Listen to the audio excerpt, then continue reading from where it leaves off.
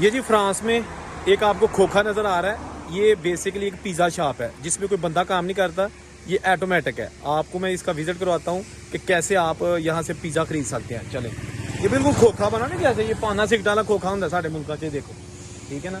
24 घंटे खुला है, ऊपर लिखा है 24 घंटे खुला है। आपने क्या करना है जनाब, यहाँ आना है, ये स्क्रीन लगी है ठीक है ना। स्क्रीन से जो भी आपने पिज़्ज़ा लेना है ठीक है, वो इसको अब सेलेक्ट कीजिएगा। ये पिज़्ज़े जो है ना सारे लिखे हुए हैं, उसकी सारी डिटेल लिखी हुई है, बर्गर पिज़्ज़े कीमतें भी लिखी हुई हैं ठीक है जी।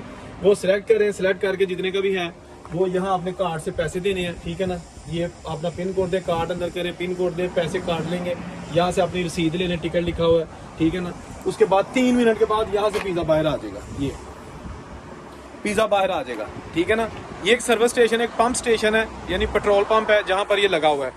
दोस्तों, ना चोरी का डर, ना है कि कोई पिज़्ज़ा लेके नास जाएगा, कोई पैसे लेके नास जाएगा। कितनी सहूलत है लोगों के लिए कि जो लोग यहाँ पे आते हैं। खैर, ये जो पंप है ना, इस पर भी कोई बंदा नहीं है। आपने आना है, खुद ही जो है ना वो पैसे देने हैं, मशीन के जरिए पेट्रोल डलवाना है और चले जाना है कि नहीं।